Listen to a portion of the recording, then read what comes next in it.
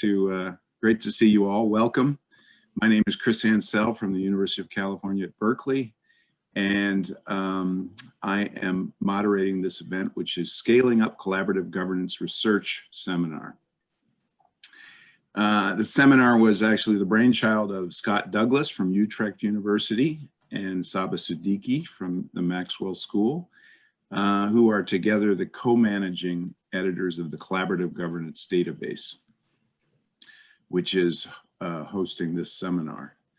You're going to hear more about the Collaborative Governance Database from Scott, who's one of our panelists, and Saba is going to do the hard work of wrapping up the panel discussion after the Q&A.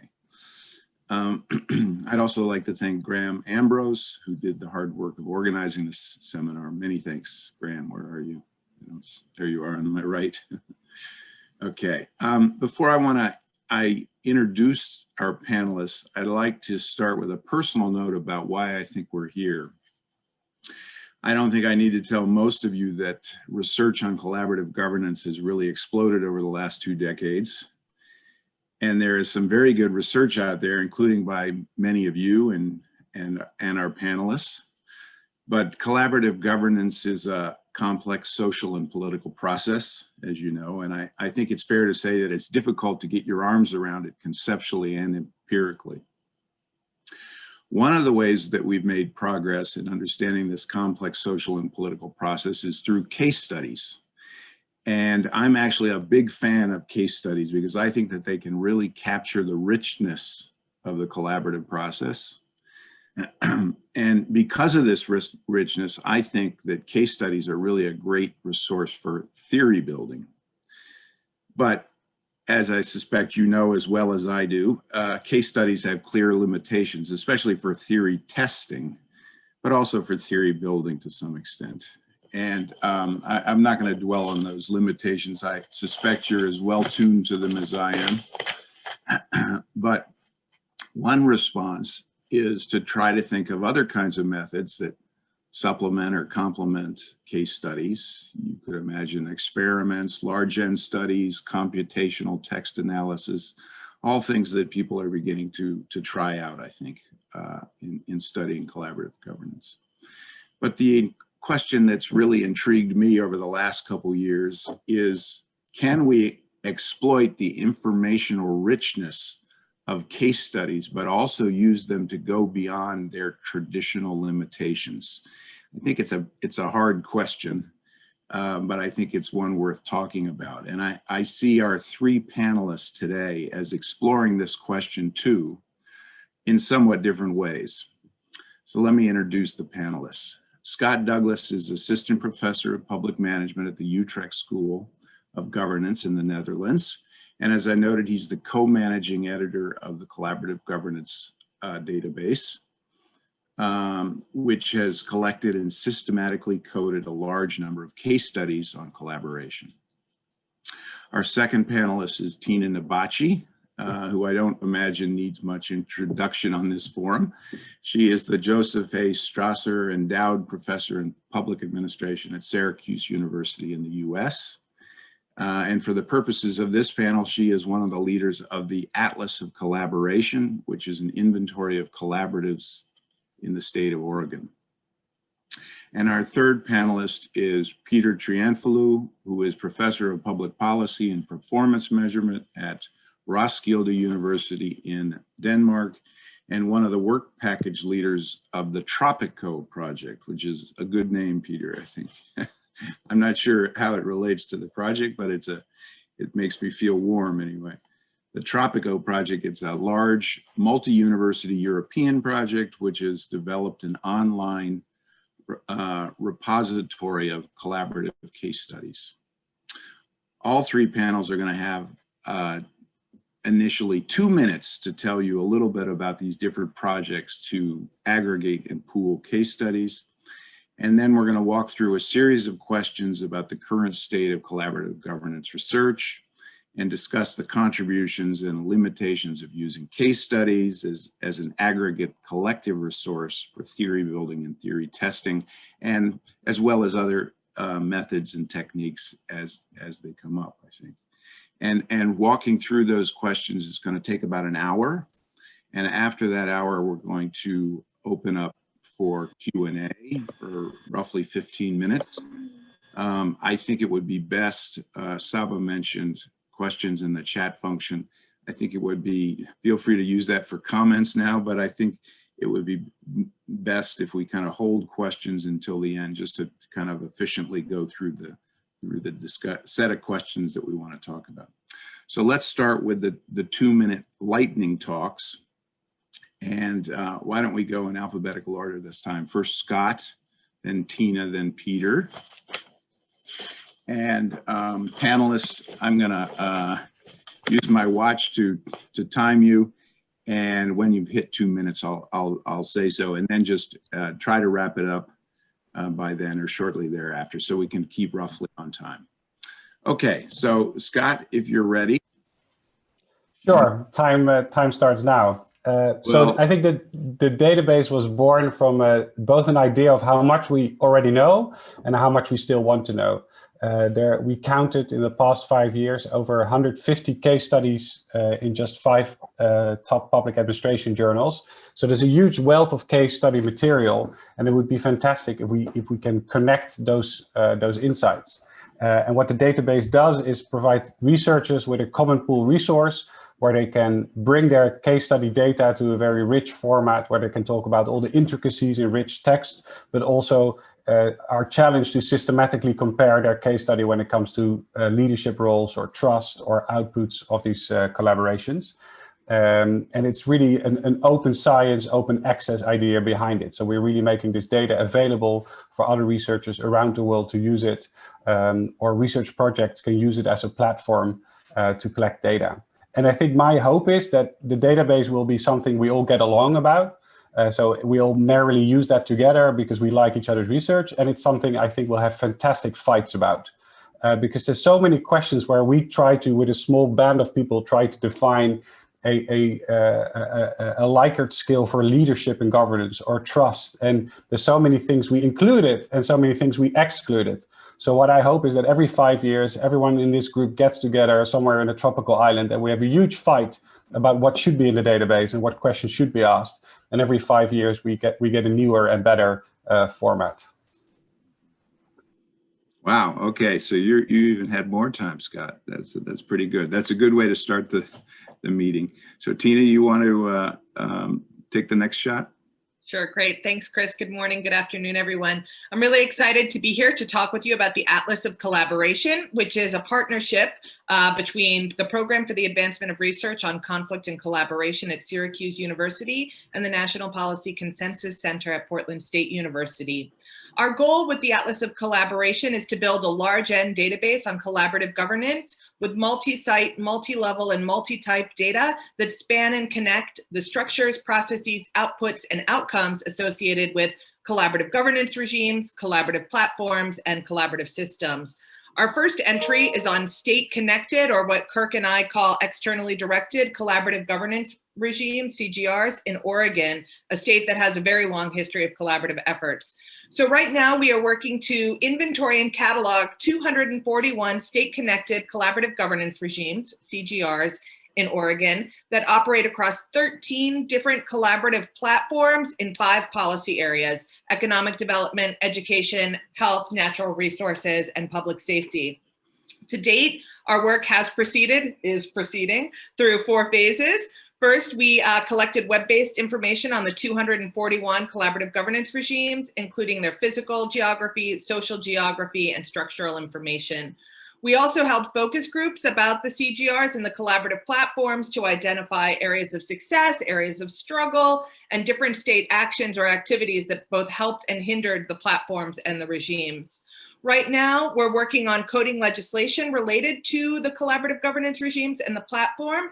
And our goal here is to assess what the state intended for these regimes and platforms to achieve. And then once we know the intent, we can look for data on outputs and outcomes. And finally, the 4th phase, we have developed a survey that will be administered to the over 4,900 participants in the 241 CGRs. And that survey will collect participant level data on system content, context, drivers, collaborative dynamics, theories of change, collaborative conflict actions, and adaptations. So our goal is to build instruments that researchers can use to collect valid, reliable data across cases and places. The instruments will be free with the agreement that's easily accessible, with the hope that scholars will deposit their data into the collaboration data set so that scholars can compare and contrast collaborative governance across locations, policy areas, CGR types, and more. Thanks, Tina. Peter, you're up. Yeah, thank you very much. Just a disclaimer, because well, there are two things. First of all, I'm part of this big EU project called Tropico. It's an acronym for transforming open government into collaboration and so on. I'm leader of one work package, but I'm not the leader of the whole project. And I think the project reflects a bit sort of the situation in the European Union. You have a lot of countries that have to collaborate somehow, also in a research project, and in this case with a focus on collaborative governance. So this is to say that I think, in contrast to Tina and the project that Scott presented, the intent, I think, of this was not ever to have a very sort of systematic database of comparative case studies. That being said, I mean, we have these 10 countries, and we have made so far 6 comparative case studies with 5 to 7 cases in each of these case studies. So we have between 30 to 40 case studies, and yeah, with this comparative dimension in most of them, and yeah, working across the 10 different EU countries. It's also, I mean, these 6 studies are focusing on different aspects of collaborative governance, so they are not directly comparable, these 6 sets of studies. Of course, there are some overlappings and so on, but basically they are focusing on different aspects, inputs and outputs, and also internal collaboration, external collaboration, stuff like that. We already have summaries of most of these case studies on the Tropico homepage, and I can send you a link to the homepage if you're interested. And also, as Chris already indicated, there will be a case study repository with Berkeley University, who is the leader of the whole project, and gradually 2 minutes, Peter. Access will be allowed to these case studies. I mean, also more so raw data. So yeah, that's it. Thank you very much. Okay, thanks to all 3 of you. That's a good start. I just wanted to add a little personal note is, Tina, in terms of the Oregon cases, it was very interesting to me because one of probably my first exposure to the idea of collaborative governance, but it wasn't called that then, because this is in the mid 1980s, and I was working at the Office of Technology Assessment, and we were doing a study of wetland governance, and I came across this article of an experiment in Oregon to try to collaboratively manage wetlands. And I remember being struck at how Oregon, over the years I've been struck that Oregon is really a kind of an advanced user of collaborative approaches, and so I'm glad you're doing that work. Okay, now I want to ask you a series of questions, all 3 panelists, and talking about research strategies in the field of collaborative governance. And the idea here is to give the 3 of you a chance to have some back and forth between you, and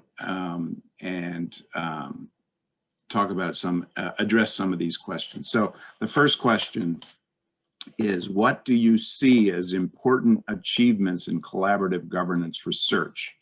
What do you see as important advancements in collaborative governance research? And we have about 15 minutes for this one, and I thought we could change up the order. So Peter, do you want to start in response? You don't need to, but if you... I can try. But okay. Yeah, I don't know exactly what I can say in very general terms. I mean, I can perhaps convey some of the experiences that we have from the Tropico Project. I think that's a good starting point at least, and then perhaps we can talk about more general advances, because I don't think I have the overview of the field of collaborative governance studies and all the kind of case study methods used out there. But I think from our point of view in the Tropico Project, I think what have sort of connected us together, of course, is this joint interest in these different aspects of collaborative governance, and we have focused on the a bit by pressure from the European Union on the role of ICT. I mean, electronic communication technologies, and how that interrelates with collaborative governance. I think there was a good pressure for them, also quite annoying, but at the same time a good pressure for us to consider that.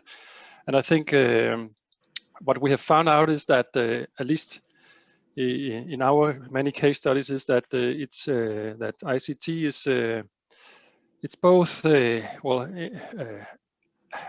very sort of positive instrument in that it enables new and more speedy forms of communication and more new forms of accountability within collaboration, which I think is always a tricky issue in collaboration. Also better communication both horizontally and vertically between partners. But what we've also seen in many of our studies is that these systems, especially when it comes to service delivery, are very standardized and often sort of forces accounts and communication into sort of preset formats, which sometimes has the consequence that the wider and more long-term outcome of that everybody was supposed to work towards of these collaborations somehow get lost in the process. So at least that's one of, I think, of our general findings from that kind of research. In terms of how to say, that's more sort of substantive finding. I think in terms of more sort of how to accumulate knowledge across these case studies, I think at least in our project, it has been kind of challenging because we have had these 6 or more, but at least 6 of the work packages dealing explicitly with case studies and working on sort of very targeted dimensions of collaboration. And there, I think it's really been tricky for us to connect that. Of course, it was all connected when we made the research proposal for the European Union, but in practice, to make these connections apart across the research, connecting insights from the dynamics of external collaboration, the dynamics from internal collaboration. I think that's been really a challenge to do that, and I'm not sure we have succeeded very well in our project to do that. And I think that's really important. Also, another dimension is that we have focused on is what are the preconditions, and I can see Sarah Svensson, she's here, she can say much more about that because she's part of the project as well. The conditions in enabling or disabling, in the case of Hungary, benign forms of collaboration. And then in the end, what are the outcomes, the effects in terms of efficiency outcomes, but also the legitimacy produced from or coming out of these collaborations. So to connect these things, again, I think we sort of promised to do that, but it has been really, really challenging. So I think that's, at least for us, that's been a discussion about how to become better at doing that. So that's just for starters. Okay. Tina, do you want to follow up on that? Addressing the question, what do you see as important achievements in collaborative governance research? Yeah, I think there are 3 really important achievements. First, over the last decade, I think there's been some kind of coalescence around concepts, core concepts, and then frameworks. So now we have the sense of, collaborative governance regimes, collaborative platforms. There's now an emerging body of literature around collaborative systems. And we have frameworks that take our knowledge and our thinking and our understanding from system context all the way to impacts and adaptations. And I think that has really been great because it's helped to build this really robust body, my second thing, of empirical work. And so, case studies, which have been largely qualitative, but because there's this coalescence around frameworks, there's some comparability among them, which is really great. And you're capturing that in the case database that you all have. So this rich body of empirical work is enabling us to get to the third advancement, which is, for me, moving from single case studies to medium N and large N studies. And whether those are comparative cases or more traditionally kind of quantitative analyses, I think that these are really important advances for helping us to understand where, when, why, how collaborative governance works and does not. Okay, thank you. Tina, Scott, do you have? I think there's one thing we managed successfully to avoid, which is one best way scholarship. I have a bit of a background in performance management, and especially in the 90s, there was, preaching about this is the one way to run a public agency, whether it's benchmarks or targets. And I think let's say that collaborative governance has survived puberty. I think we managed to survive puberty without falling into that one best way scholarship. If you look at most of our models, whether it's the Provident Canis leadership model, it's or the collaborative platforms or the collaborative governance regimes, it's different options. And the real question is always what fits in what context. And I think that's great for research, but also great for teaching, because you're throwing back questions at your practitioners and at your students. So I think that's something we managed to avoid. Okay, thanks. So where do you think we are still weak, let's say, in the achievements of collaborative governance research? Maybe I can push you a little bit on that. I think we're still very nice, reasonable people, and sometimes a little shy of success and failure. And that's because we come to collaborative governance research because we've tried all other things, and we look at policy issues which are inherently difficult about sustainability or radicalization, such as myself, where you have a lot of sympathy, but also conceptual appreciation of how hard it is to be successful. And I am just in my own work, I find it really hard to distinguish between networks that are hungry for more and networks that are just not good enough and are not serving citizens enough. Or maybe I'm just being too tough there, right? That's my old performance management background kicking in, that I want to mark and measure and I should be kinder. But given all the frameworks that Tina talked about that we have for outcomes and impacts, are we strict enough yet in applying them, or do we need more in order to become stricter? Scott, I hear you making a kind of a claim about what collaborative governance is, but could you try to restate that in terms of the body of research that we have? Are you able to? Well, I didn't intend to make any claim at all. I just was trying to make conversation. But so you mean my definition of collaborative governance and what the research is about, or?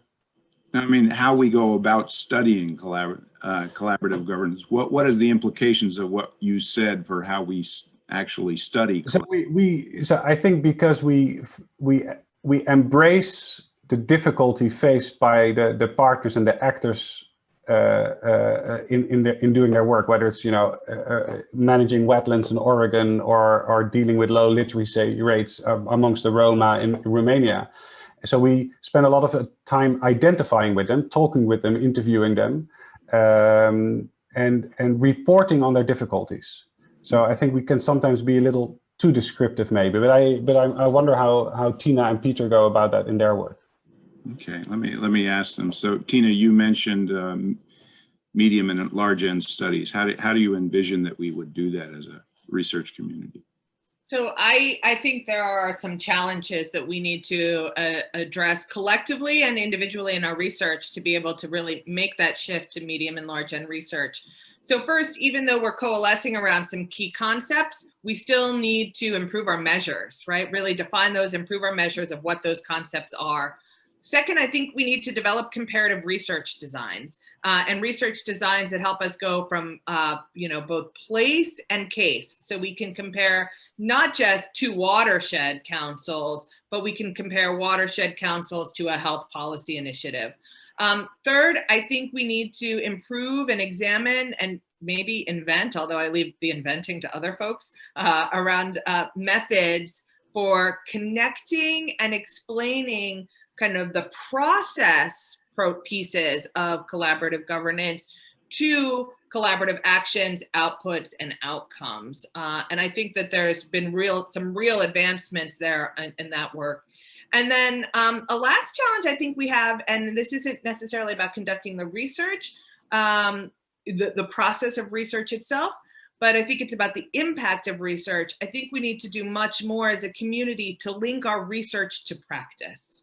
And so for me, those are some of the challenges that we really need to address.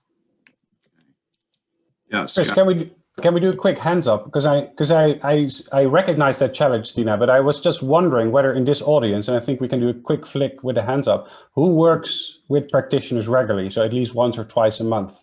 Maybe by raising your hand. I'm flicking through the screens. I had us down as quite an engaged field, but maybe that's just my self-congratulatory view. I think we are an engaged field, but I think we engage with the practitioners we know and with whom we're working to collect data.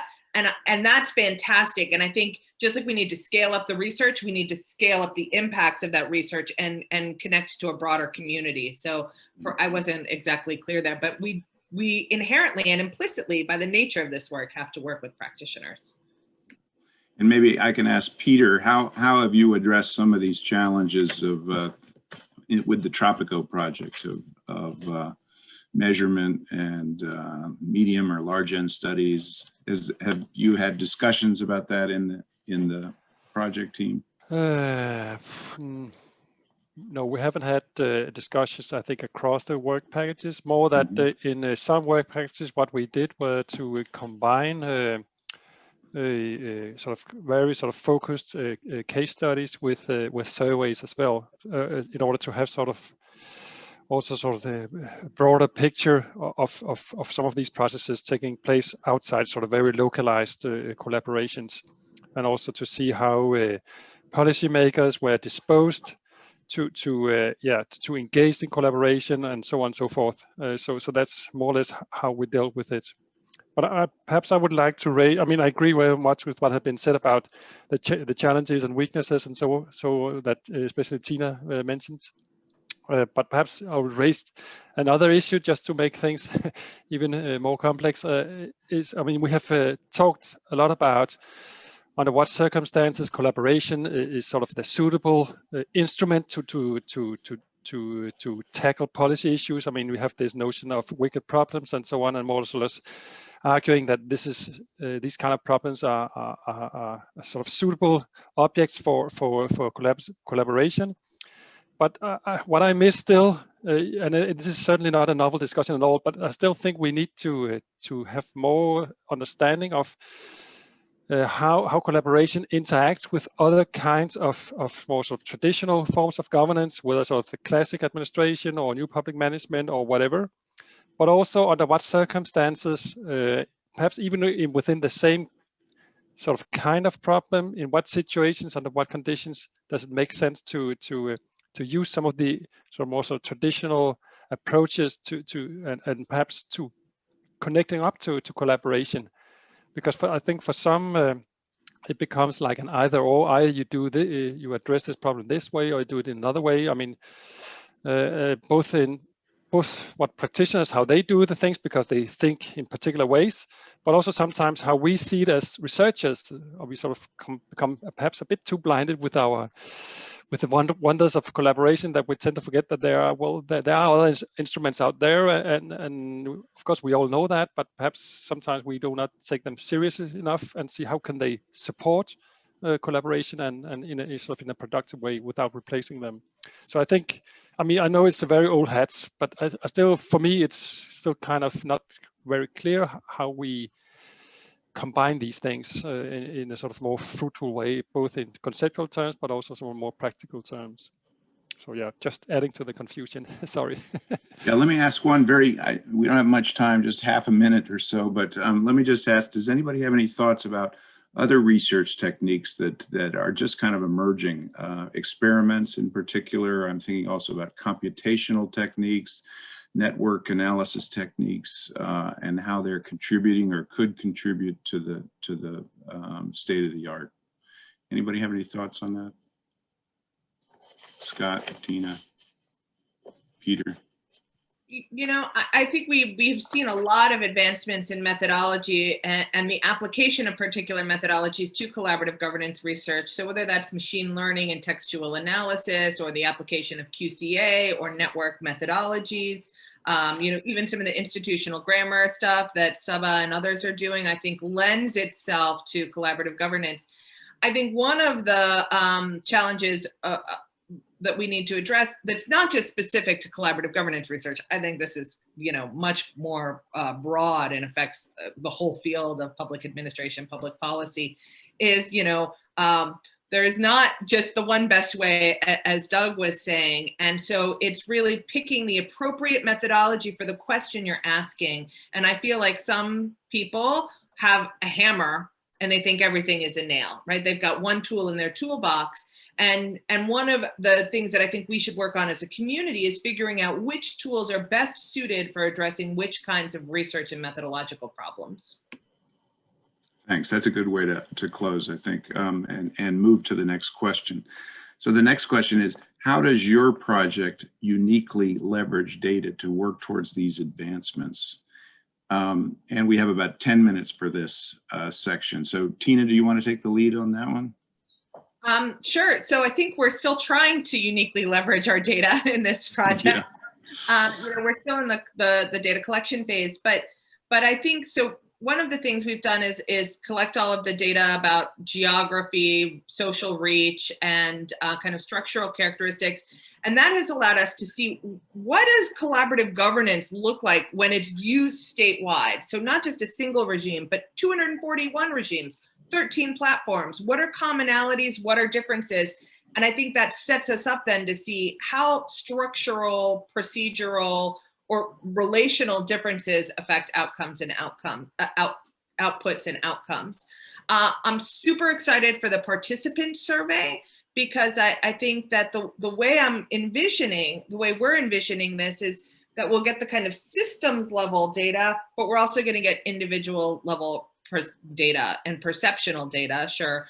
And that's going to, I think, help us be able to look at the multiple levels of collaborative governance, how it happens at the individual level among individual participants and their relationships with their home organizations, how it happens within the regime, the collaborative group itself, how it happens between the regime and the state through the mandates, and then what it looks like at kind of a platform and system level. Fingers crossed, anyway.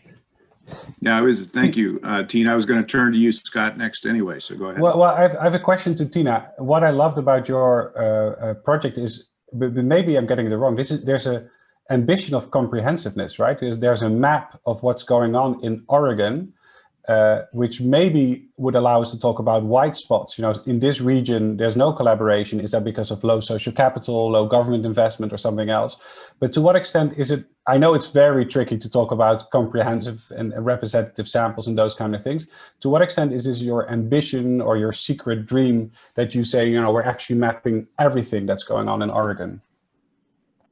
Yeah, you know, in my fantasy world, we map everything in Oregon, but we also start mapping things that are happening in across Europe, right? And in India and Brazil and China. So yes, do I have these ambitions? Totally. Do I have to ground myself in reality?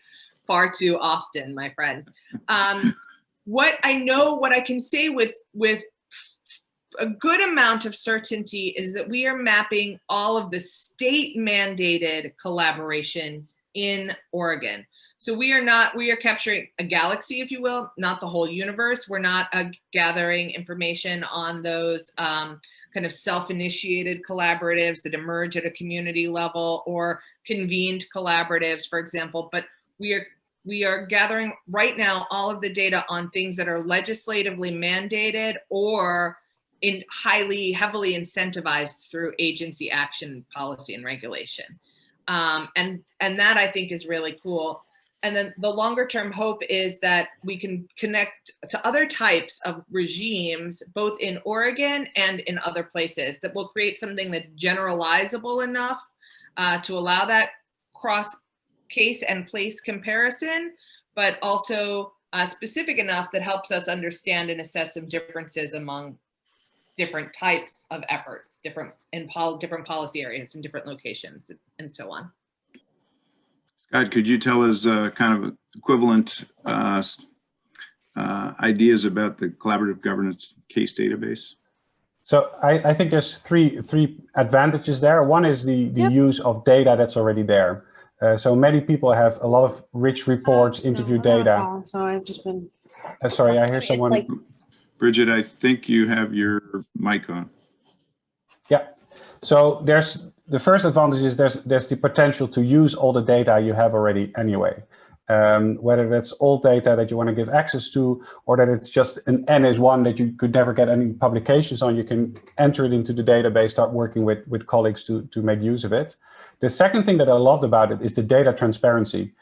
We were discussing this one publication using the database with a reviewer, and they actually went to the actual database and they said, look at this case, I don't agree with your reading of this score, because if you look at the data somewhere else in the data, and it's very scary, but it's fantastic. This is proper data scrutiny that we're unlocking for qualitative researchers, and I know that this is something we need if we want to compete or deal with some of the data transparency rules coming from the quantitative side to put them against each other. So the second one would be data transparency. And the third one is that this is it's basically a ready-made shared research protocol. And you know, for current proposals we're working on where we want to do cost-country comparisons, you have a very easy starting point. Let's at least gather data, all of us, on these indicators. And that already gives us a set of data that we can compare and maybe add some more. So looking back, using data that you already have, giving transparency about your data during the review process, and thirdly, moving forward, using it as a research protocol. And Peter, for the Tropico project, how does that leverage data to work towards yeah, again, I think this project is much less comprehensive and also much less systematic than both what take place in Oregon and also the database that Scott is talking about. But still, I mean, at least two things are important. So one is this sort of requirement for exchange of data, having open access, not only between the people who are working in this project, but also allowing other researchers to have a look into the data, at least. I mean, under the regulations provided by the GDPR. So there are of course a number of restrictions for how much you can access of raw data, but there's quite a scope there. So I think that's one thing, the sharing of data. The other thing is I think the systematic research on policy context. I mean, what does the political system of this particular country, how does that matter for the way that collaboration works within a particular policy field or policy sector, which we study the same policy sector in most of around five different countries. So we have e-health, employment, smart cities, waste management, the digitalization of the public services. These are some of the areas that we're examining. So I think that's gives some at least some potential for having more sort of systematic comparisons, and also to see these European countries, which of course in many ways are quite similar, but still they of course also have very when you look into it just a bit more detail, they have very different historical context and political backgrounds that does make a huge difference, sometimes very sort of in an expected way, but other times you really see unexpected similarities across quite different polities. So that's interesting too. And then of course start trying to understand why is that? Yeah. So I think that these two things, the policy context and also then the sharing of data. If we had a next generation of these projects, what would you learn from each other? That might be whoever would like to respond. They're all structured slightly differently with slightly different benefits and limitations, I would say. But how can you learn from each other in the future? Any thoughts on that? I think at least from the Tropico side, if I can start, is that it would have been nice if we have had some of the ambitions at least to try to structure our cases a bit more, because it has become, and I'm no exception from this, very sort of ad hoc, what was possible within this particular context. And we didn't have a very sort of clear structure for how to select data cases, and also how, on what parameters or variables we should examine those cases. And of course, that's partly understandable because we are looking, as I said, on different dimensions of collaboration, but still, I think that we could have benefited from some of the design principles and concerns that are already developed both by Tina and Scott in their databases. Yeah, okay. That's for next time. Scott or Tina? Scott, you already mentioned a few with respect to the Oregon project. Tina, did you have any thoughts on that? I would just push back on your question, Chris. You said, if there are future generations of this research, I would say there's definitely will be. I mean, I have seen the number of scholars who are exploring collaborative governance issues just really growing, and they're doing it from a variety of angles. So I think one of the things we can do to set up that next generation is to have more collaboration between projects like the CASE database, the Tropico Project, and the Atlas of Collaboration. So I could imagine, for example, people looking at the CASE database, identifying relatively new cases or recent cases of collaboration, and then using the participant survey and linking that survey that we have with the CASE database so that we're building something that's really robust, that allows for all, and doing the same thing with the Tropico work, Peter, but doing things that are really robust. I can imagine asking people to take some of the instruments from the Atlas project, and as they do that, creating case studies that then go into the CASE database and into the Tropico. So I think we have to figure out how to build the bridges between our projects as we move forward. Yeah, that's great. Scott, we're about out of time, so maybe I'll move on to the next question, and I think there'll be other chances to respond there. So the third question is, what is lost when we adopt these new methods of aggregating case studies like we're all doing? And we have about 10 minutes for this question, and Scott, do you want to maybe start us off? I think what would be a shame if the database or even something as fantastic as the Atlas becomes the protocol, that editors will start rejecting submissions because they don't follow this protocol. Like in medicine, case descriptions have to follow certain standards. And on one hand, yes, I'm jealous of how the medicine guys learn from each other because they have such a rigid structure. But I think we still need creative, weird methods. And I hope we will clear the way for that rather than tightening the bolts. Yeah. Okay. Peter, what do you think? What's lost when we adopt these aggregate case study approaches?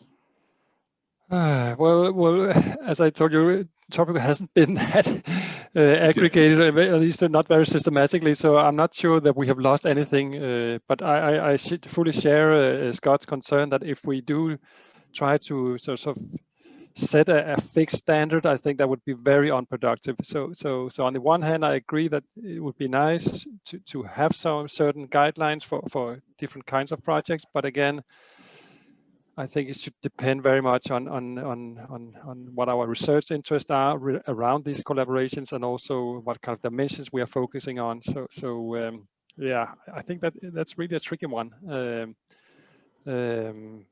So I'm not sure if I can give any ingenious answer to that question. I think that's really a tough one. Sorry. Yeah, it is a tough question. Tina, with the Atlas project, are you losing anything by approaching it that way? For sure. So I think, this is all an issue of trade-offs. And again, one of the reasons why we need to collaborate more. So with the Atlas project, I'm hesitant to use the words I'm going to use. So forgive me if this comes out as a little clumsy or sounds not as I intend it. But I think with the Atlas project, we're trying to get some more precision in the measures, right? It's survey data. It's strict number of counts. It's looking at this. We're trying to really kind of block that out in ways. And that, of course, does not give you the rich nuance that you would find in a case. While we do have some qualitative pieces and we hope to talk to people, this is kind of measurement from outside. not abstraction per se, but it's something different than sitting down and talking to Tom and Petra and Jiho and Kirk and getting the nuance of their experience. And I think we need both. I think we need to have both that kind of rich goodness and that more rigid measure. I don't have the words, so I'll do the body language. Scott, I would say that you already touched on this a little bit, but you know, in putting together a survey of these different case studies, it was hard to get everything into the survey, and there was a lot of limitations. Could you talk about that process of trying to come up with a systematic coded survey to try to analyze the cases? Well, we had the rather grand ambition that we wanted to capture everything of relevance about the context, the process, and the outcomes. And then we collided that with the rather practical ambition that we set ourselves. I think any scholar will spend only 4 to 6 hours max on filling out this case report. However, people love their case study material and see the wider value. So, you know, that's when we had to start whittling it down and collapsing indicators. And and in the end, we still have 20 pages of a report, which captures a lot of material, but that includes 63 questions, right? So I think we still capture a lot. I think there's 2 worries that I have. One is this came from Patrick Keynes. He says, I love the initiative, I'll join on, but I miss diversification. Most of our questions are about alignment. How do these people that come from different backgrounds trust each other, share the same goals, build understandings? And what about retaining diversity, retaining differences, which sometimes can be key in collaboration as well? And I think the second one is that, you know, all our questions, a lot of our questions are about averages and aggregates. What was the trust like in the group?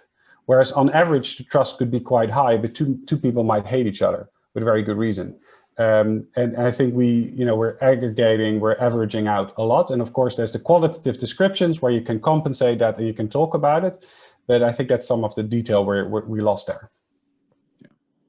Yeah. Since I participated in that as well, I'd say that the tension is always how to preserve the richness of the case study, which is what attracts me to case studies in the first place, but also create some kind of framework in which you can generate comparable data across cases, which requires you to kind of extract away from the richness. So, Peter, in the Tropico Project, have you wrestled with that issue? Yeah, I think so, because at least in my own work package, I mean, where we've been focusing on the design and especially delivery of services for long-term unemployed persons. I mean, we have made some very rich case studies, but as often one of the people who have tried to sum up some of these experiences, there's always this challenge of trying to figure out what is the most important things, and we've already had some back and forth discussions with the other partners about where we have sifted out things, and they say, well, you cannot do that because it's really key to understand what's going on here in our particular context. So yeah, we have seen that too. So yeah, I think to understand some of these the processes in particular, I think it's really important to retain some of these these very sort of micro level dynamics between citizens and caseworkers and public managers and so on, and all the sort of the pressures they're under in order to which affects how they can collaborate and how this collaboration turns out. I mean, how it works. That's what we noted, and yeah, that it's I mean, you really need to get a very close sort of relationship with these people in order to understand why it's working or why it's not working. So and then from that to try to aggregate, okay, what are the general trends in these 5 countries that we have been studying long-term unemployed services? I mean, that's a step there which is really difficult to take. So yeah, we're clearly seeing that in our project as well, and exactly how to deal with it, well, I'm not sure, but it's there, the challenge. So, Tina, tell us how we deal with it. And in particular, I'm posing the tension or trade-off between the richness of case studies and the comparability that we want to achieve for purposes of theory building and testing across cases, for purposes of generalization, etc. Any ideas as you've done the Atlas project about how to? You already mentioned a few, but let's sure. So first, to talk about it again. Yeah, sure. I laughed when Scott said, we all of a sudden we had this, I don't know, this huge crazy survey, because we did the same thing. All of a sudden we had, a 50-page survey with 400 questions, and we're like, oh man, nobody's going to fill that out. And it's been painful to kind of cut and narrow that down. Chris, I'm rejecting your question again. Okay, right? Good. Because I don't think this is an either-or situation. I don't think we do either the richness of case studies or the kind of, quantitative data in big number data sets, right? I think it's a both and situation. And this is part of the, the neuroses, I think, of our field, right? Which is that we tend to see very narrowly with blinders on one approach, as Scott said earlier, the one best way to do that. And I think the more we have opportunities like this to talk with one another, to learn about projects like Tropico, which I hadn't heard of, but I think it's super, super exciting, Peter, and to really learn what's happening in the case database and think about how we can cross those boundaries, I think we can get to a both and situation. Okay. Yeah, actually, that was the spirit of my question, was to try to figure out how we do that. So, okay, we're about out of time for that question. So let me move on to our 4th question, which is, how do you see initiatives like your own influencing research and practice in the future? And we've maybe touched on this already. We have about 15 minutes for this one. So thinking about how you would do Tropico in the future. You've already kind of mentioned that, Peter, but maybe take another crack at it if you like. Yeah, sure. I mean, one of the things if we talk at least about dialogue with practice, I mean, it has been a sort of a sustained ambition of this project to engage with both sort of policymakers and public managers, but also professionals and people who are working with these specific services. And again, we have done that sort of differently in each of the cases and the countries. But I think that's where collaborative governance really gives some possibilities, because by going for these in-depth case studies, you really get to know many of these people quite well. And that's, so there's also sort of creates these nice opportunities also to share our experiences and to discuss our findings with them. So I think that's really one of the strongholds of collaborative governance research, that it's sort of predisposed to interact with the field. So I think that's very good.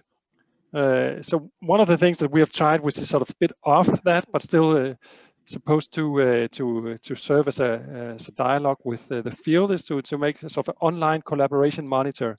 So this is an online tool to assess the efficiency and the legitimacy of collaborations.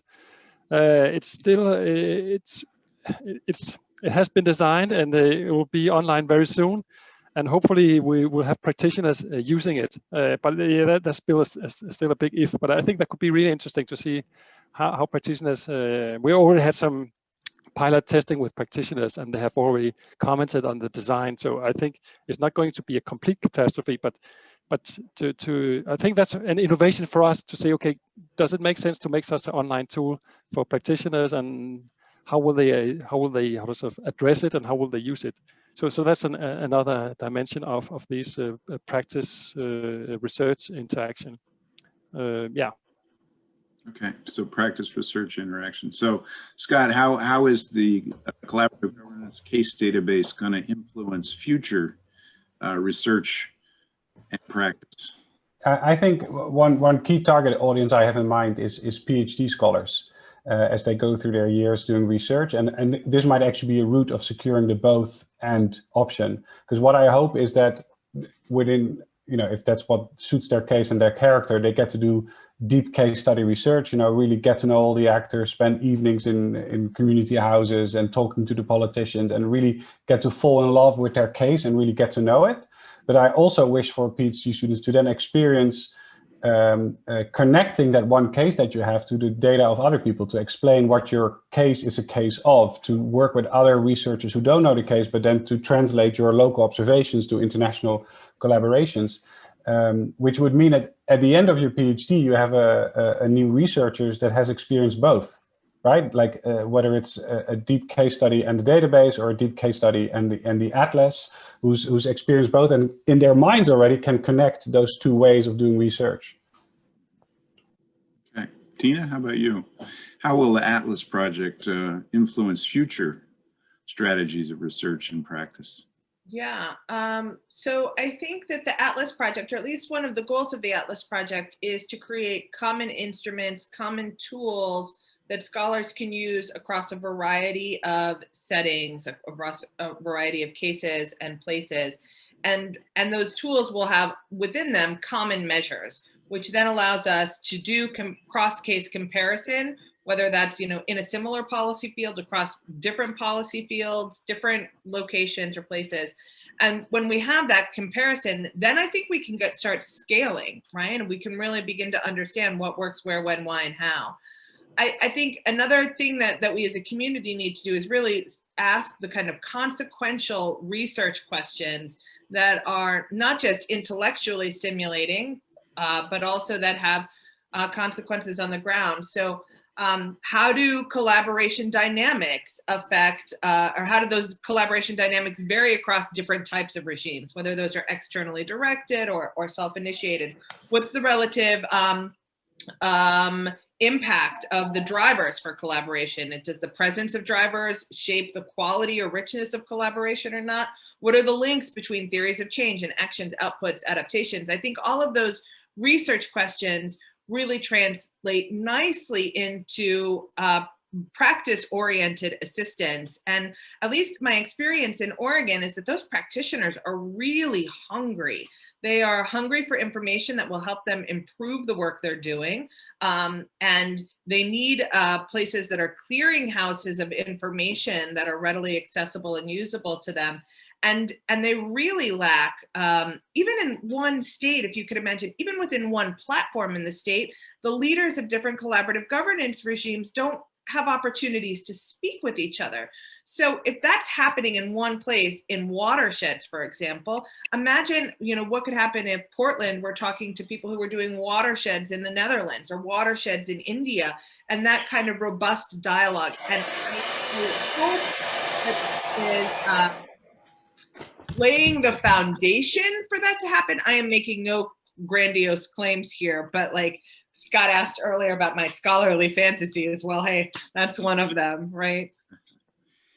Actually, Tina, one of the somewhat unique features of the Atlas project is that it attempted to be comprehensive about sampling collaborations within Oregon. Can you talk a little bit, tell people a little bit about the strategy and success and challenges of doing that? Because I suspect that it's quite challenging to do that. It has been quite challenging, and I have been the master of underestimating how much time it would take. I really thought we would have these instruments developed in 6 weeks, and then we could implement them, and we'd have data in 6 months. And I've been totally wrong about that one. So I think the first big challenge was identification, right? Identification of the places. But it really helped that we partnered with an organization, the National Policy Consensus Center, that well, I mean, Oregon's just this unique place, but they had a real sense of what was happening on the ground in Oregon. But still, we really had to search through to find all the state-connected collaboratives and really trying to map that out. Figuring out what data we collect, that's also been a huge challenge. And I know, Scott, you had that same problem. Peter, I'm sure you had that same problem in Tropico. Like the universe of things that are potentially collectible versus the galaxy of things that are going to be meaningful, that's really hard. And it's hard to shut off my inner nerd, right? To narrow that down. I want to see everything. I don't want to just focus on one. But identification of the cases and figuring out how we connect on the ground to people, watershed councils, there's a lot of research done on watershed councils, and watershed people feel over-surveyed, right? And so it's hard to start. I think the next big challenge is how do we get participants to fill out this survey, which even though it's much shorter, it's still pretty hefty. How do we incentivize that? And how do we convince those who are participating in, convening, leading the regimes and the platforms that this is worth their time because they're going to get something out of it in the long run? Okay, thanks. Scott, one of the interesting things about the collaborative governance case database is that I think it was your idea originally, maybe, is that we built in a little bit, we asked people who were filling out the survey to systematically code their case. We asked them about their confidence levels in their analysis. Could you maybe talk about that? Because I think that might be something that would be useful for other researchers. Yeah, so because the really scary thing we're asking researchers to do is to rely on the judgment of other researchers, right? And we all love each other, but we don't necessarily trust each other.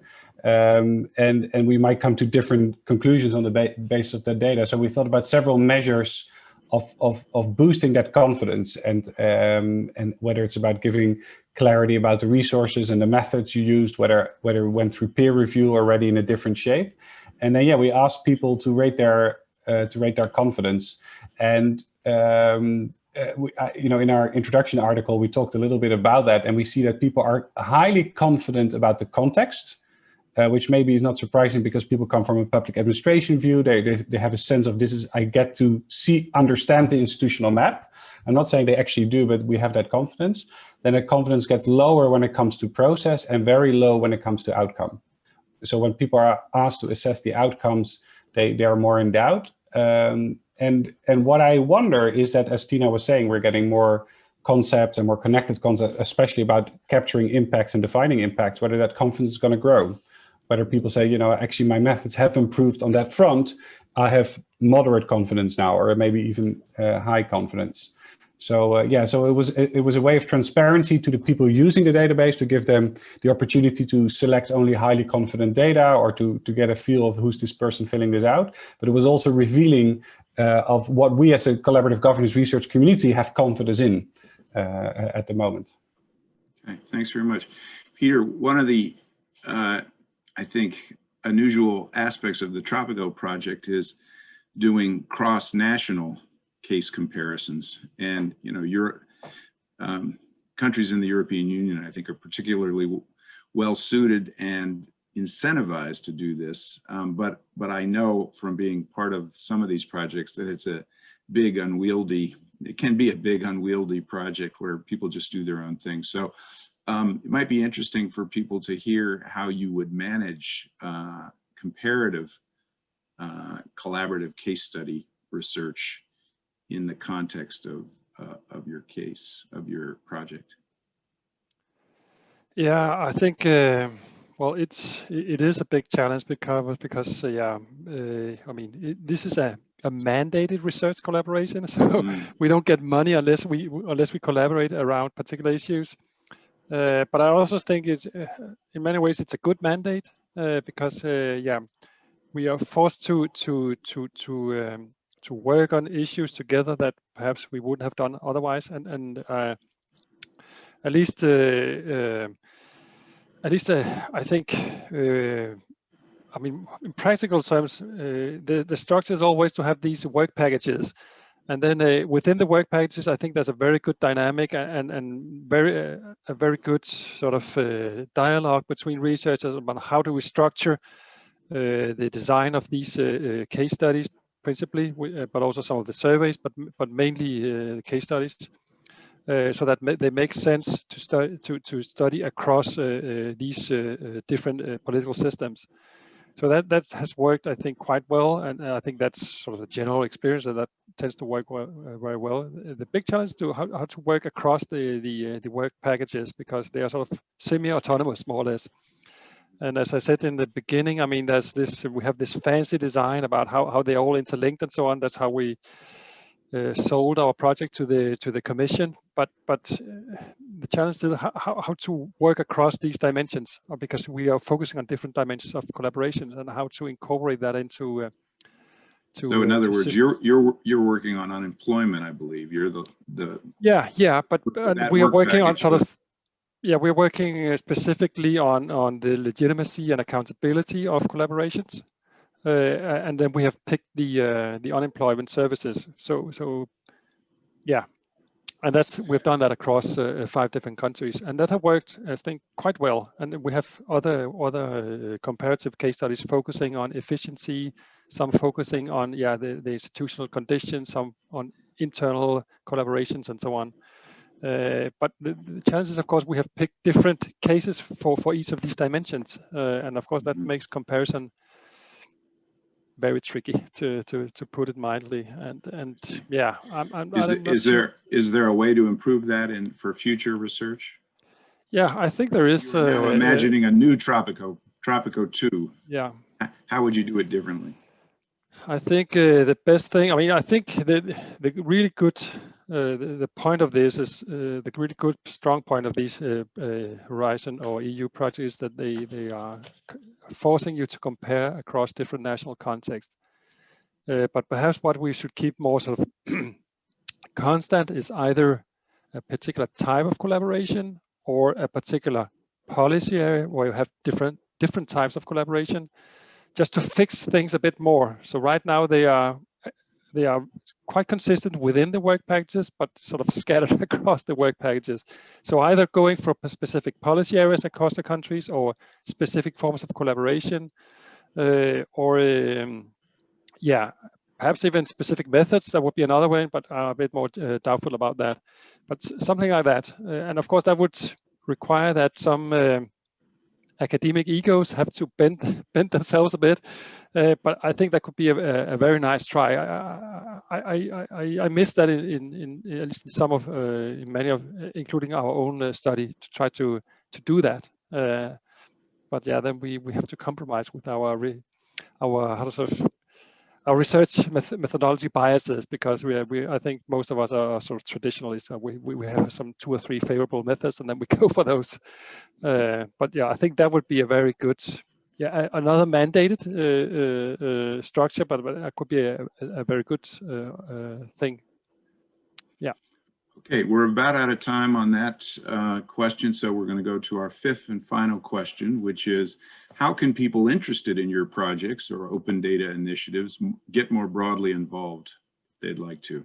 And we have about 10 minutes to do this, and we can start with Tina. Email me. Seriously, I'm the only Nabatchi around, for better or worse. If you Google, you're going to find me. And we don't have quite all of the instruments ready yet. I mean, we're always open to kind of input on that, but as soon as those are, they will be open access, free to use. So please feel free to use them. We would love to have your participation. And if you have specific ideas of places or cases or things that we should be also doing that would be useful, email me. Okay, Scott, how about you?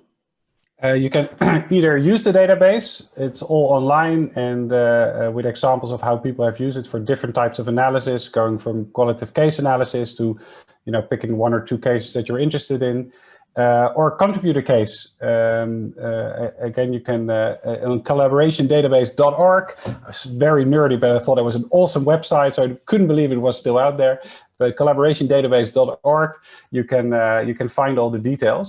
And also we are organizing various case collection drives or special issues. So I think Haley was here, is involved with the environmental management one. We're working with Anka on a European comparative piece, a social policy one. So email us if you want to join one of those initiatives, or say, you know, I want to band together with a couple of colleagues on a specific theme. We're very happy to facilitate that.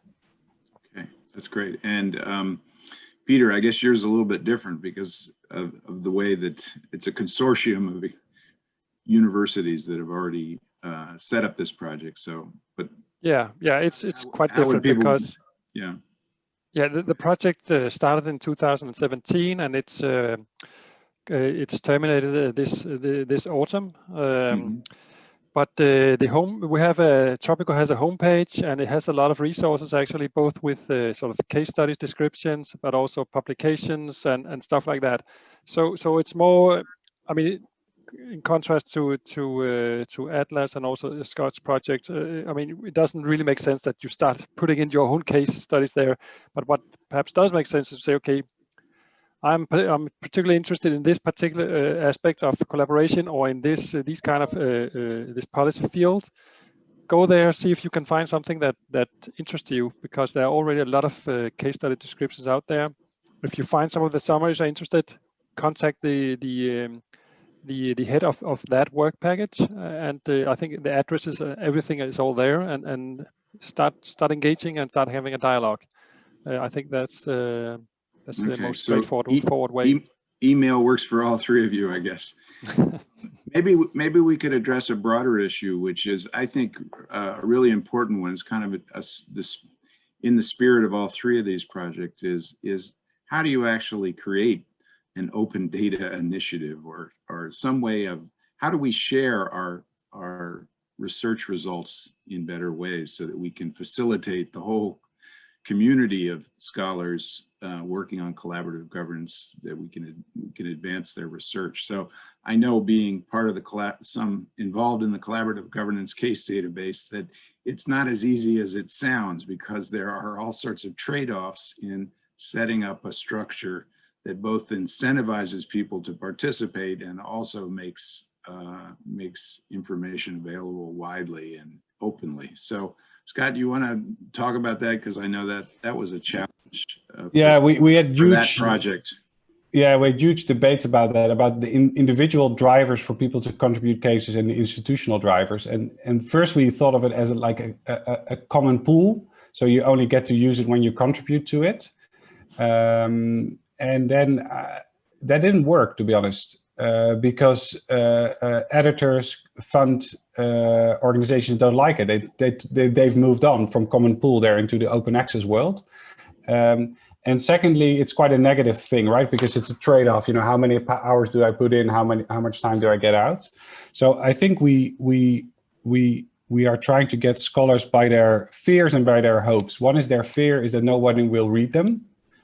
So we said you have this awesome case study shared with the world, and people start doing it. And secondly, we get them by their curiosity.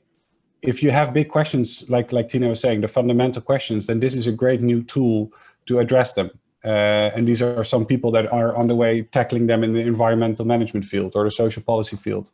So, and I think especially the latter one, just talking to people about the questions you're trying to answer and how, you know, they have to invest a little bit of time in sharing their data, but then focusing them on the questions and they're tickling their curiosity, I think has worked best so far.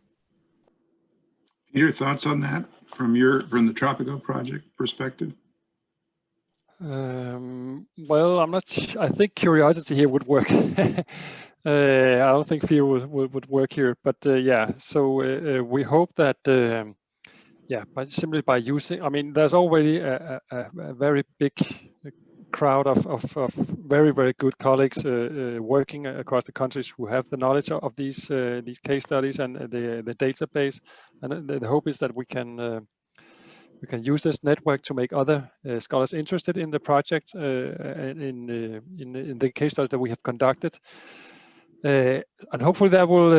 I mean, I know personally, but also many of the colleagues are going to further develop further research built on the case studies, but hopefully also other scholars who have not been directly part of the project, they will think that, okay, this is interesting, and we can use these case studies as springboard for future research to contribute either more very narrowly to the same issues, or to make other kind of case studies that are somehow comparable, but takes on different dimensions. So mostly by hopefully by inspiration and yeah, using our good network of academic colleagues around Europe, but also of course in North America. You're well welcome to share as well. Stepping back from your specific projects, maybe I think it would be interesting for people to consider, like, how can we as a community do a better job of sharing our research with one another and facilitating the collective advancement of the field. Any thoughts on that? Tina, maybe you would have a few thoughts. So my head didn't really go to the field issue as much as it did to the project issue, where there's just being totally frank, we have a capacity issue, right? And it's a conducting certain aspects of the project. So we have a website, atlasofcollaboration.org. Do I know how to build a website? Absolutely not. Do I know how to alter a website? No. Do I want to learn? Not at all. So how do we do that? Do I know how to structure a data set in Excel? Sure. Do I know how to structure a data set that's multi-level, multi-type, multi-site? For sure not, right? And so I think we're going to have to rely on each other as a field to learn how to do some of these things. I think there are some resources we can tap into, like the qualitative data repository at Syracuse University can help with some of these things. For the case database, Scott, you might look at Participedia, which is now a global network and repository of cases on public participation that has like the outward site and then all this kind of back data. As far as kind of at field level, I think, there are, we're like a Venn diagram, right? We've got this little group working over here and this little group and a few people overlap. And I'd really like to see us, everybody needs to come at it from their own angle. That's not what I want to see, but I'd like to see more dialogue across those groups. The collaborative governance case database was in some ways an experiment in trying to think about how we could engage a wider and more distributed community of scholars to kind of work together on a project. And you've already talked about some of the challenges of that, Scott, but what do you think about that as an ambition after having now spent 5 or 6 years working on it? Yeah, so I think it's a very good point Tina makes about encouraging more dialogue, and not just between, I don't think we have camps, thankfully not, in collaborative governance, but there's different communities, let's put it that way.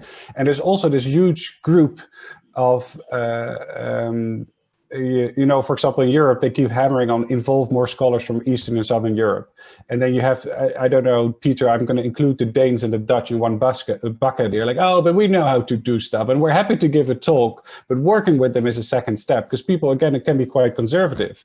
And then the database is actually a great way of getting involved, because people can show, well, I actually have fantastic data for my country. I'm a very solid researcher. And it's a great way of involving more people using that platform to talk to each other, and I hope we'll do that. And interestingly, in my experiences, editors start demanding it. They say, fantastic that you wouldn't do a special issue, but prove it to me that you're actually involving scholars beyond your own little group and beyond the small set of countries currently working on it. But the very boring thing I think we need as well, in line with Tina's capacity point, is money. I think we need to explain to research organizations that research infrastructure, we're not asking for a large Hadron Collider underneath the Swiss mountains. We're asking for a couple of $1,000s to teach Tina or not teach Tina how to build a website, to help us build that database and secure the data. I think we really need to talk to our different research organizations that we found a way of building infrastructure to share data, and we just need a little bit of investment from them to make that possible. Just to be clear, Scott, it's give money to Tina so she can hire someone to do that. Contracting that work out. Okay, I think we're at the end of our questions to the panelists, and now I think I'll turn it over to Saba, I believe, who's going to monitor the chat function, and we can go to Q&A. And I wish we could have done a lot more of this, but I guess you know, it's a bit kind of clunky on Zoom. So Saba, is that right? Are you going to field the questions? Yes, that's right, Chris. Thank you. So there was a couple comments. There were a couple of comments in the chat. I'll just quickly highlight those, and then I think we could probably just open it up to the floor, so to speak. Mm-hmm. And if there are, if you prefer to put your question in the chat rather than raising your hand and asking it, please feel free to do that, and I'll communicate those. But a couple quick comments. Jens commented on Chris's question relating to the trade-offs between richness of case studies and rigor in comparison.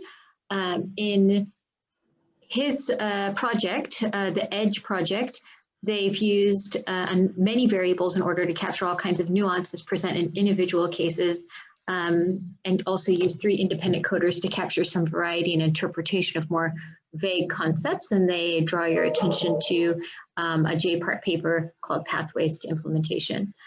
And Michael Schoon has a question about how to track outcomes as they change over time. How do you deal with the dynamism in outcomes when you're doing this kind of research?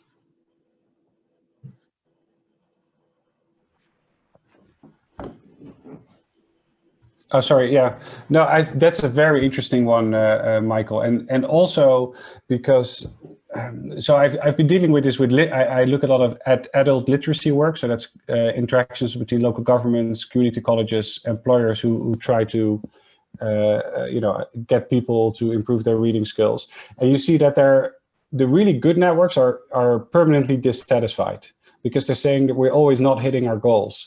But what's interesting is that they keep changing their goals. Because their first goal is, let's identify how many people within our region struggle with basic literacy skills.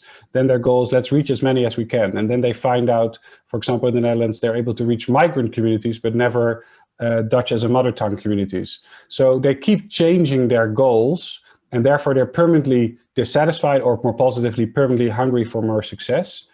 And how we capture this in the database is we ask, is the collaboration hitting its goals? Right, which is a bit of a cop-out because you're still measuring it indirectly, like, are the partners satisfied? I think you are tracking definitely something, but yeah, I'm still trying to get my head around how do you keep track of moving goals? Because I think, in a way, I think that quality of good network is that they keep changing the goalpost as they learn more about the issues they're facing. But sorry, I think Tina wanted to say something there as well. No, I was just gonna say that it's a great question to how do you think about the evolution of outcomes? And to be quite honest, I haven't even gotten to that question because I'm trying to think about a snapshot of outcomes.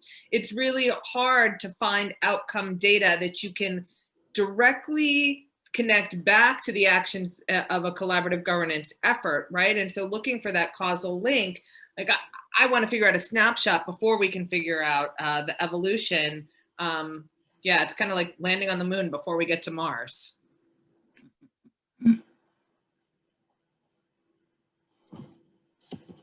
Yeah, perhaps I could just add. I think also it's a very, very good question, and yeah, and I think Scott's point is very interesting because both about how participants in these collaborations, how they change their mind about what is the desirable outcome here.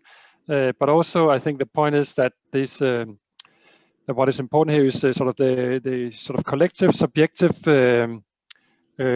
notion that the participants have about what is the desirable outcome, and even if you can see objectively speaking, well, you know, it's not very clear what you're talking about, but what you can see often is that these people are still agreeing that this is successful, and even target groups are somehow agreeing as well, even if perhaps objectively speaking they were talking about something completely different just one or 2 years prior to the period that you are studying. So I think that's really interesting, and also where collaboration is especially interesting to see how these negotiations of what is a successful outcome, how that changes, or these dynamics between the participants, how that changes what they think is a successful outcome.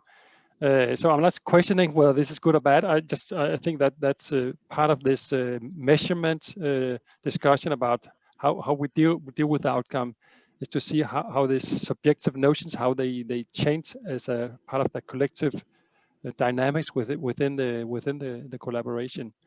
Yeah. Now, I wanted to add one small point about it, because I think there's two challenges with subjective notions of success. One is, I think, as Kirk and Tina note in one of their performance papers, is that people tend to talk about the process. When they talk about the success of collaboration, we're not fighting anymore, we're talking to each other, that's success. In a way it is, but does it help the citizens or the environment? Not yet. And secondly, and this is what Chris and I are exploring in the paper we're working on now, is there could be a collective Dunning-Kruger effect, that people that are less competent as a collaboration are actually more confident. So in terms of adult illiteracy, the less well they function as a collaboration, they don't know how many people are illiterate, because these people are very good at hiding themselves within the system. They don't report in surveys, but as they get better in understanding the issue where different groups are in society, they lose confidence and they become more critical. So so the Dunning-Kruger effect we know on an individual level, but does it play out on a collective level, and how do you deal with that? How do you correct that?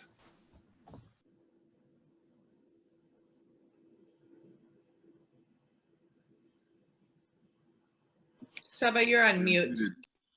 Thank you. I think we can hear from Jens and Candice, and then I do have one more question in the chat. Jens. Candice was first, I think. Oh, pardon me. Candice, please. Thank you.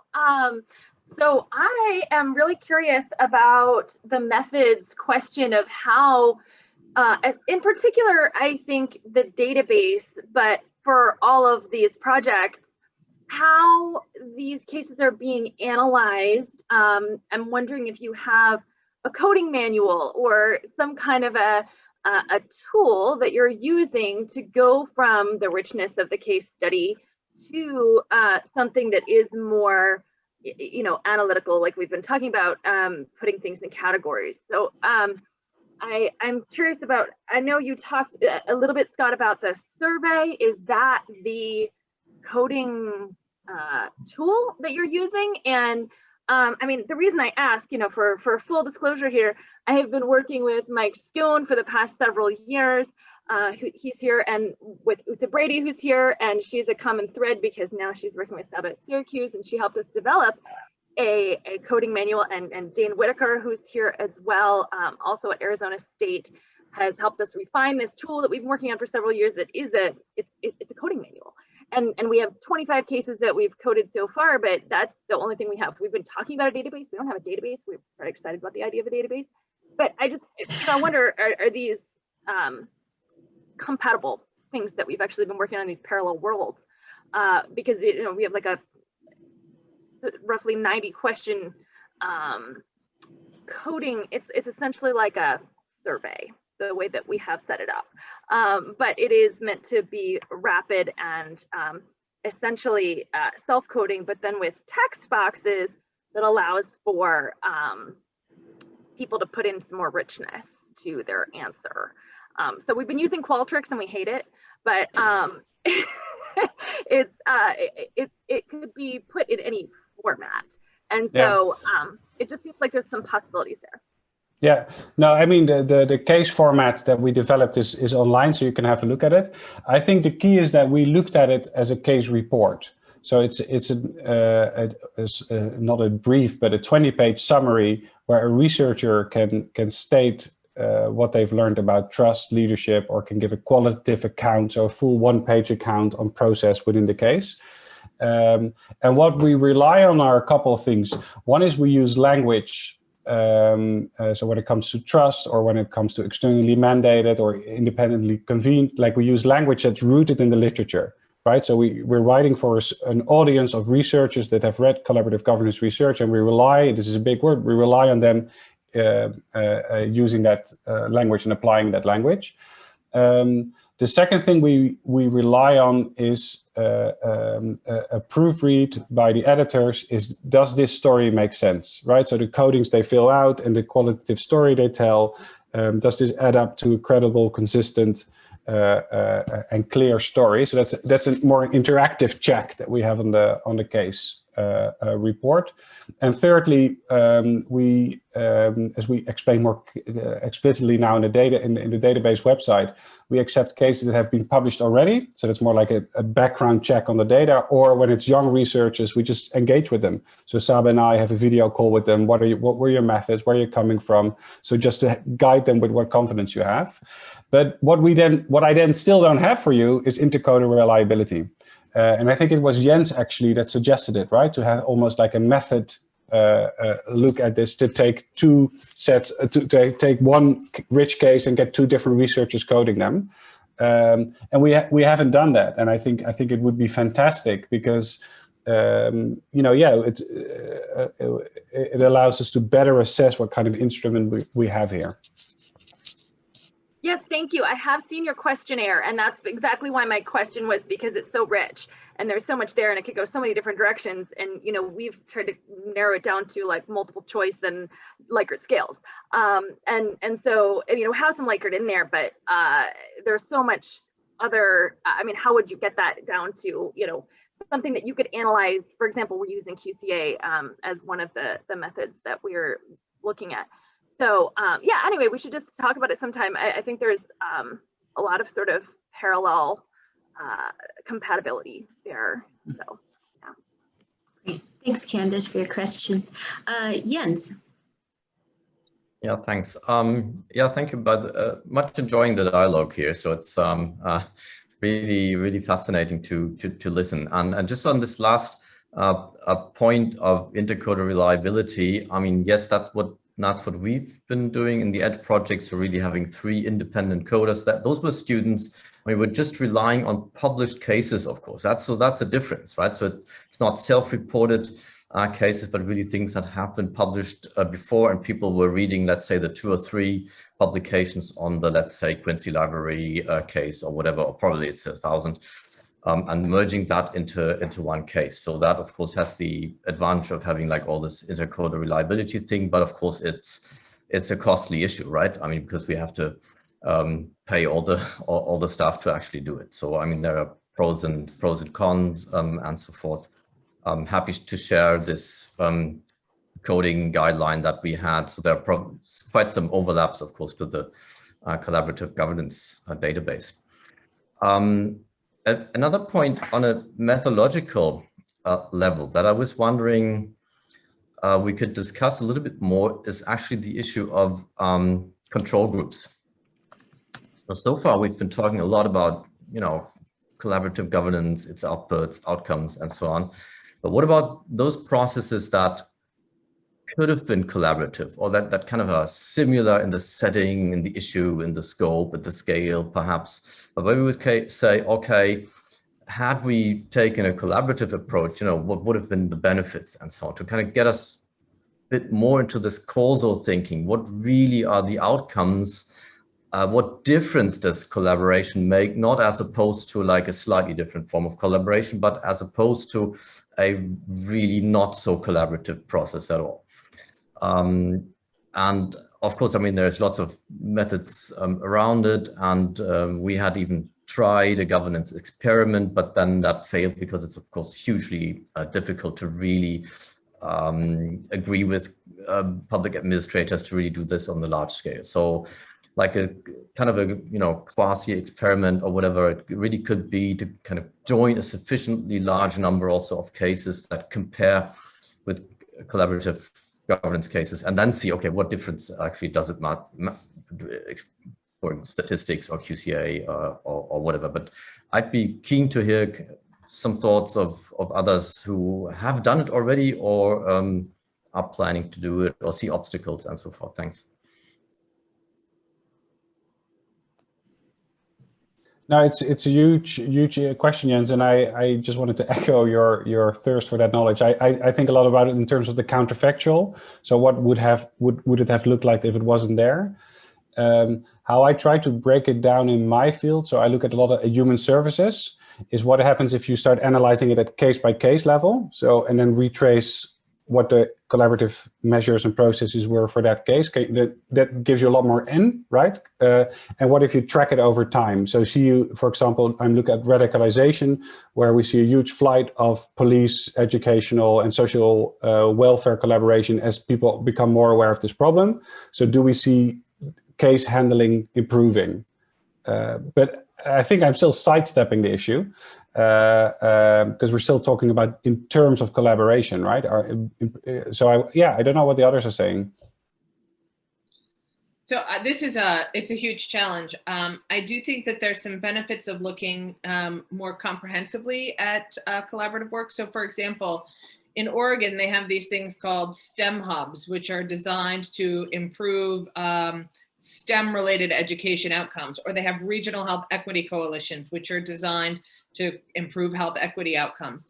And so we know that STEM work and health equity work is happening in other states. So maybe, and these are all like maybes, right? It takes somebody with a lot of time and effort and motivation, but you could assess health equity outcomes in Oregon, where the work is supposed to be, at least by state mandate collaborative, versus in Tennessee. I'm making that up. I actually don't know what Tennessee does on this, but Tennessee, where that work is simply done by departments of health, right, in a not collaborative way. And that might get you to some of those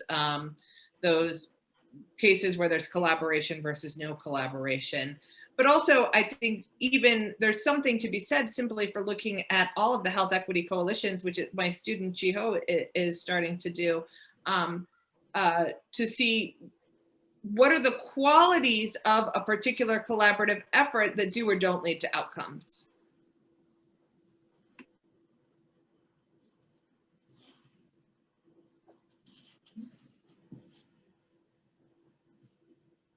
Kirk wants to say something. Yep, Kirk, and then Trisha. Hi, first of all, this is such a terrific forum. Thank you for putting it together, everybody. But to Jen's question, this is a difficult one to think that we could really sufficiently have comparative, counterfactuals or control groups. But it's also assuming that collaboration is an on or off switch. And I think what we're learning is there's such variation in the performance and what it is to be collaborative, more or less, even through the database that several of us have been studying. I really liked what Nicola Ulibarri did in her process tracing paper, where she had many FERC cases and was able to compare low and high.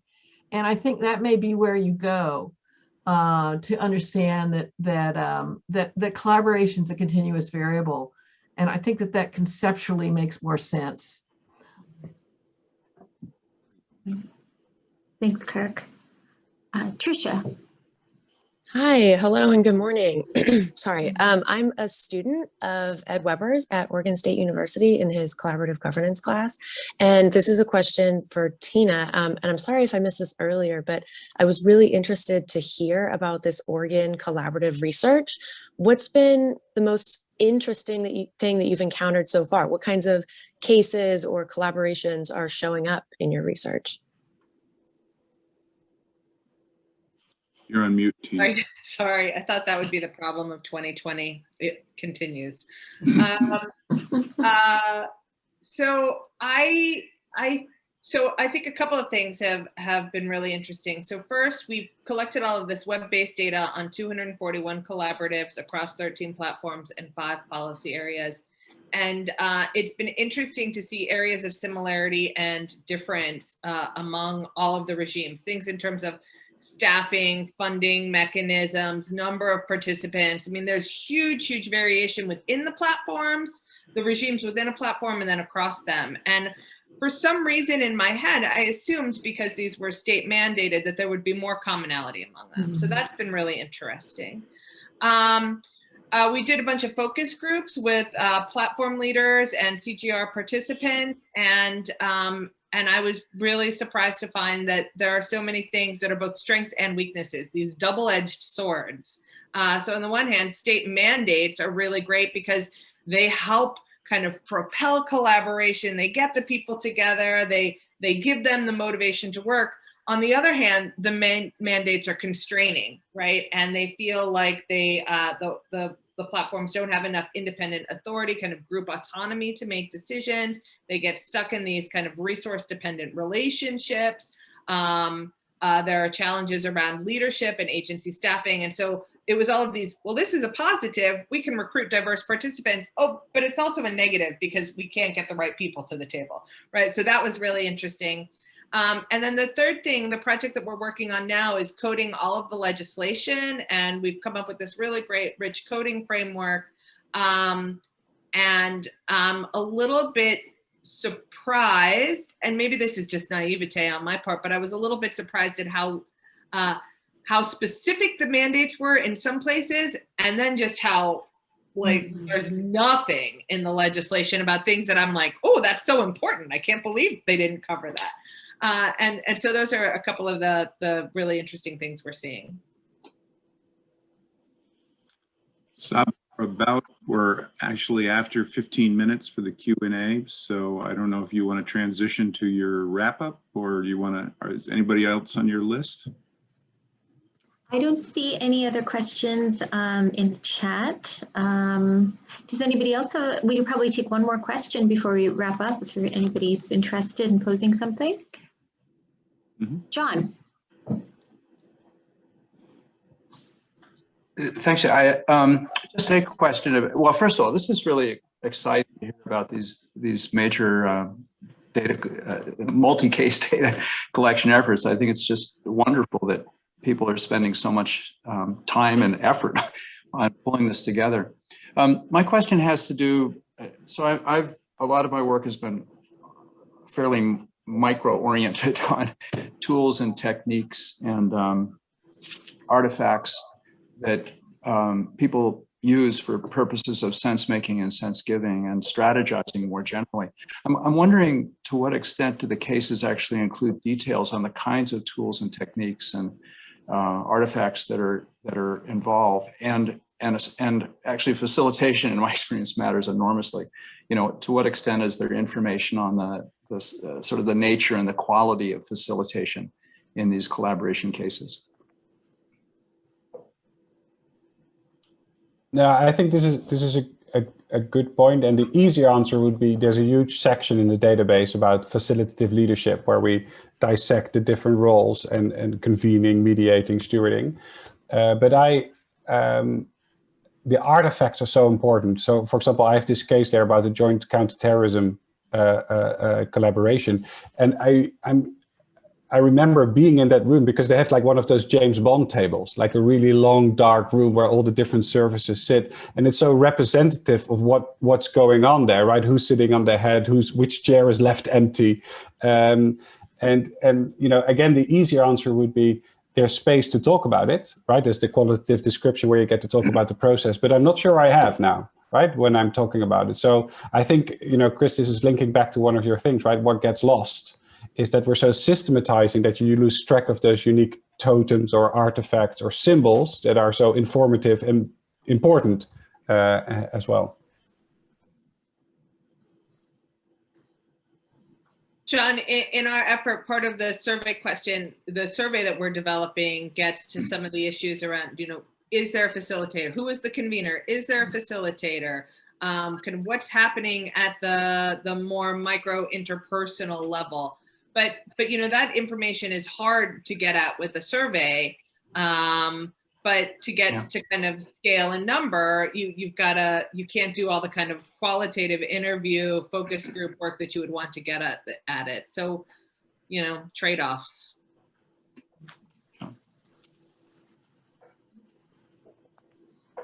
Thank you. So shall we move, Saba, to your wrap up? Sure. Yeah, thank you, Chris. And thanks everybody for your questions. Of course, the panelists, I'll echo what John said, that it's just so exciting to hear about the various efforts that are going on that are similar in a lot of ways, but also distinctive in very interesting and important ways.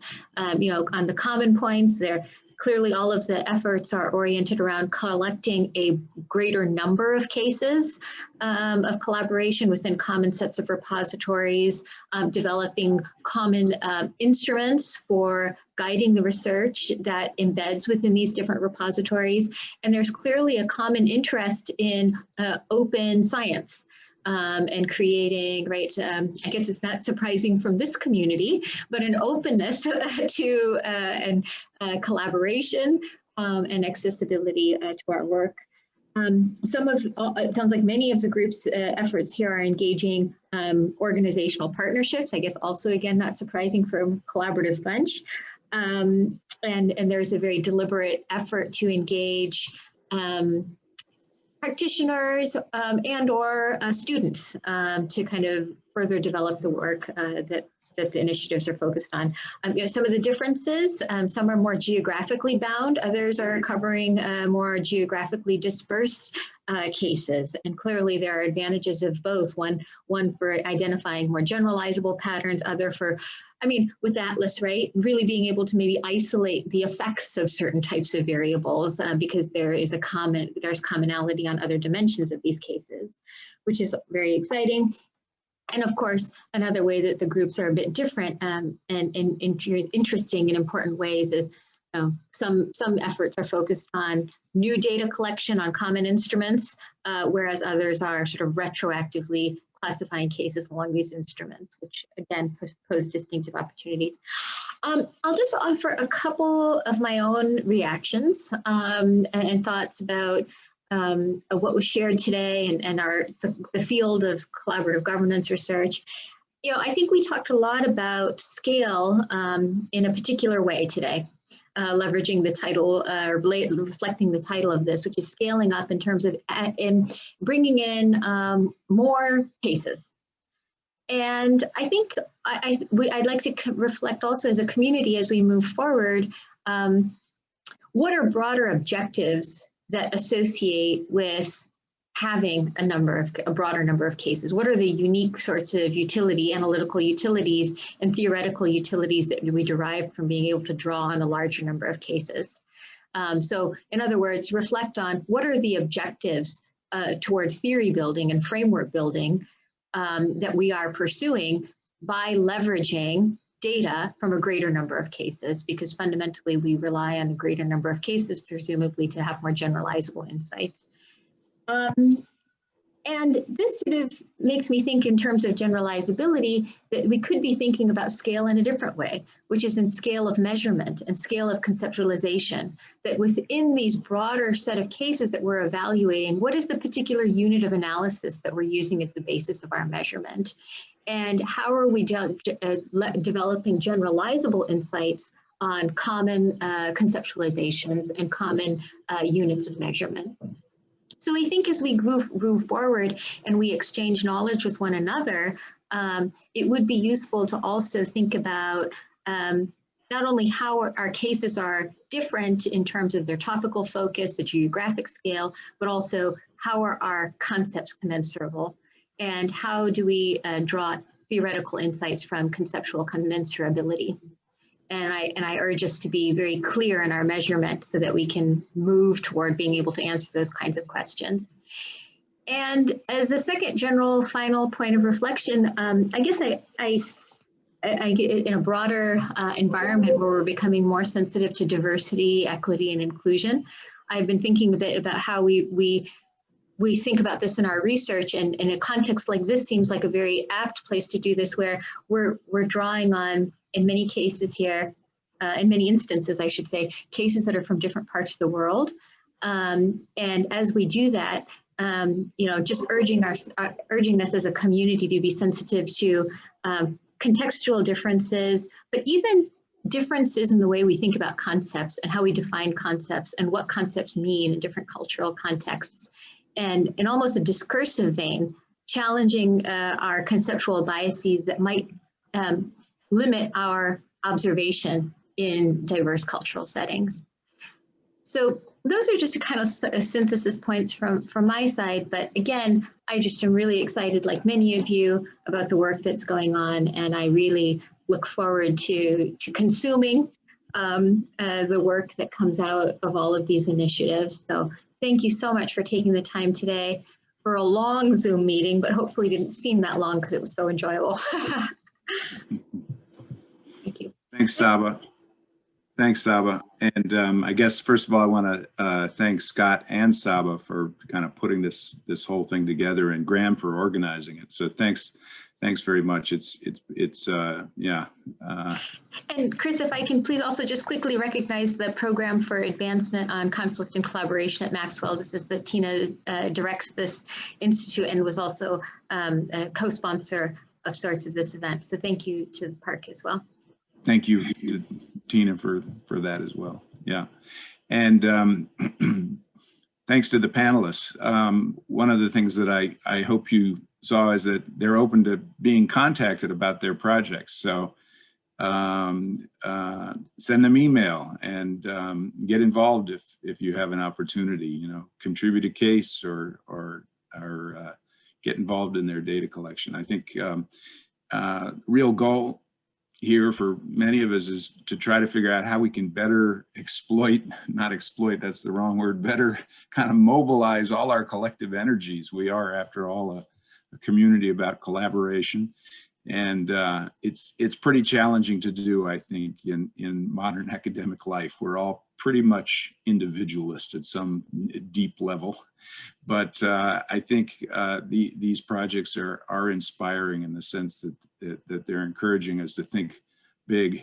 And I would say for any of the younger researchers on the call, I think, one of the things that I take away from this is we should really think big about some of our questions and research interests, and get other people involved in answering big questions. And of course it's pretty hard to do, and I appreciate that, but I hope you can see from all three of these projects that they really tried to think big about some important questions related to collaborative governance. So thanks to the panelists, thanks to the audience, thanks for your good questions.